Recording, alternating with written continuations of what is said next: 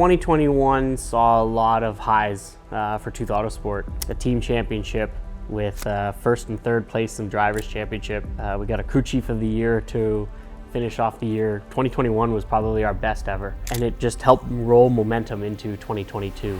And the world came crashing down. Get on top of my car.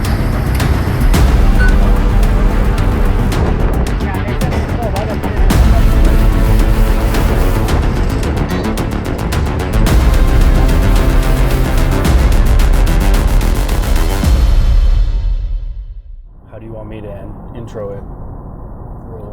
Like I have to give the context, I guess? For us.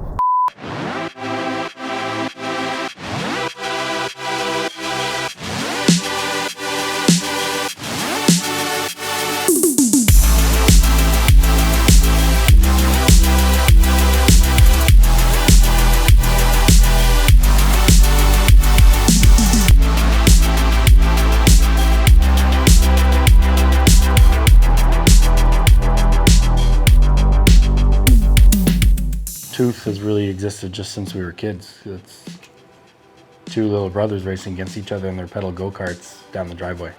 TWOth Autosport was kind of like not a last minute, but business was growing too much and we needed to Protect ourselves from a liability perspective. Yeah. Probably 96, 97, got the first go-kart. Did karting through till the mid-2000s.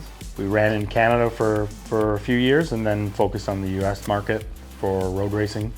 So we would take 125cc shifter karts and go race tracks like Daytona, Road Atlanta, VIR, Barber. It was pretty cool to run the US national circuit, waving the Canadian flag and representing a manufacturer.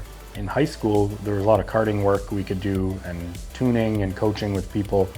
And the race schedules were so busy that you kind of just learned that you needed to work to make the money you needed to be able to afford the things you wanted, but the priority was always racing. 2007, 2006, I got a random email from a team out of BC that was looking for drivers for a Porsche program that was running in the Grand Am series. Trevor and I went out there to drive a 911. I can't for the life of me understand why they trusted us to jump into a couple of 911s and play around on a little road course out there, but worked out.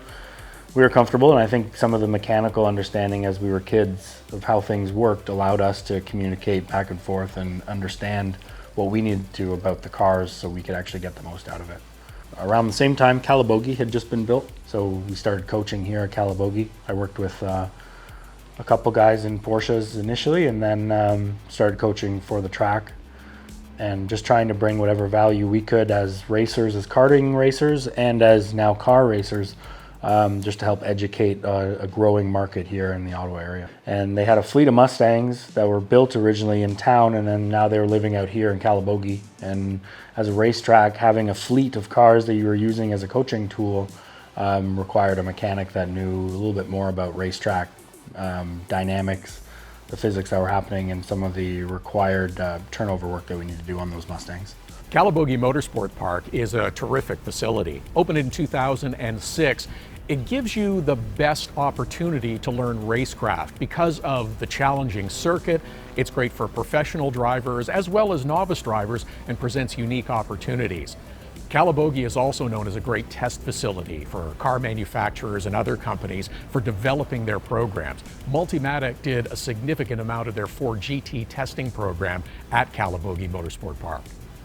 I was going to school in Kingston, still thinking of another life outside of racing, and get a phone call from Travis. Hey, there's a few Mustangs up here that need some work on and need a mechanic up here to help out. So it was kind of a good fit to get back into racing, come home from Kingston, back to Ottawa area.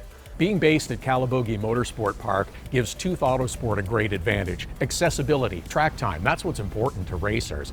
They've continued to learn and grow over the years, and they're always looking for new opportunities and challenges, whether it's in sports cars in the TCR category or radicals and endurance championships around the world. While that was building up, we had a few clients that were going racing and doing regional racing, and it was again the same thing, trying to just bridge that gap with drivers that were enjoying this sport and coming into it without too much expectation and too much knowledge of the industry, and knowing what that next step needed to be. And it really required us to, break it down. Where are they as a driver? Where do they want to go as a driver? And what is it like to manage licensing and transport and just helping those guys navigate? If you're a hobbyist, you probably want to partner with a team rather than starting your own team and going from scratch.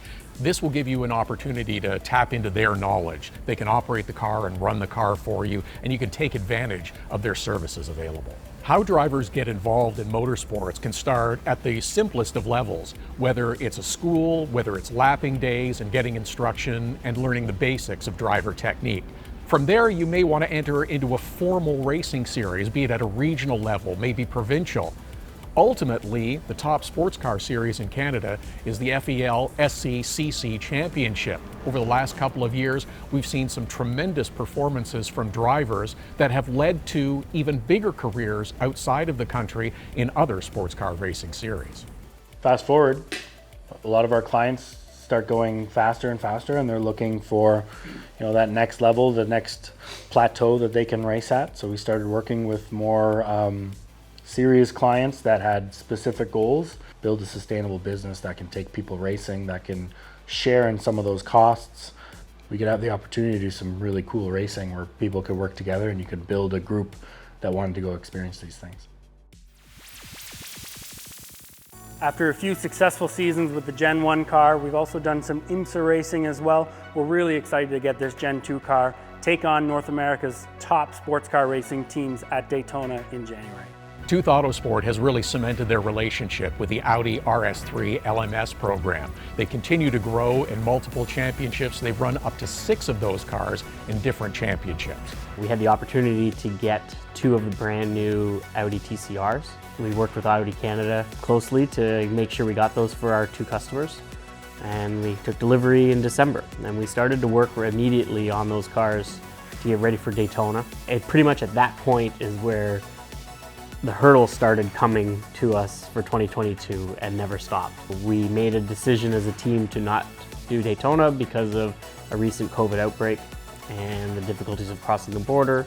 It kind of put us on the back foot through most of the winter as we prepped for the FEL Championship, but we made sure that we were ready to go. We also had a whole bunch of radicals coming in.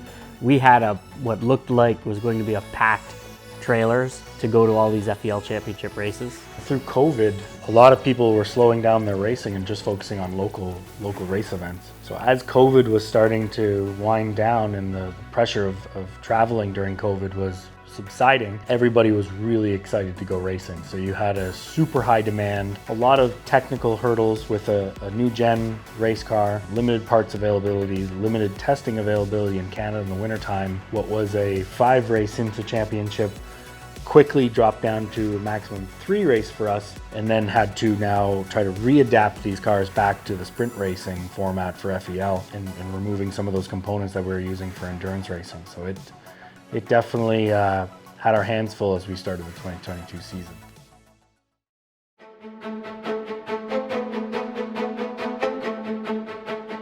We went into Canadian Tire Motorsport Park the first round with FEL, feeling good. We knew that we had the cars.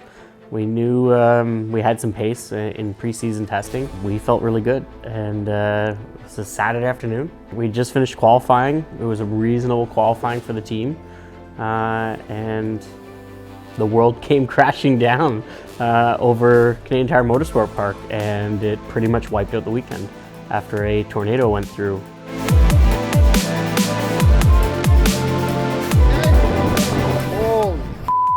Gentlemen. You're saying how the fuel trailer got moved from all the wind and everything, and there's another small trailer, it got moved, got shoved over by all the wind. I mean, I think all options are on the table right now, so. Devastated a lot of the trailers, the awnings, the equipment, and everything else, and the destruction was massive. We had to replace 2 awnings, we had a whole bunch of equipment, scratched cars, damaged trucks, damaged trailers.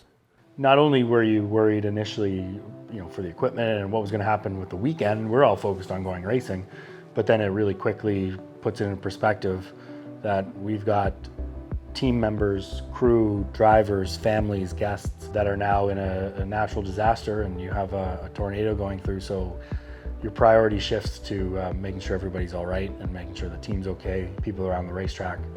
it's quite a community, and you don't want any of those people to suffer or to get hurt. So that was a hell of a way to start a race season, let me tell you. Just as a business, to start your first revenue generating weekend of the year and all of a sudden go, 50K in the hole because it blew away. Not exactly a fun feeling to have. Required us to pivot a little bit with our goals throughout the season, and we didn't have a lot of time. We only had 2 weeks before the next event. Yeah, once that season starts, in Canada it's a 12-month calendar year, but you really only have about a 6-month window to go racing. So a lot of those schedules get pretty tight. So we ended up using easy ups for the next few months while we waited for new transport awnings to be built.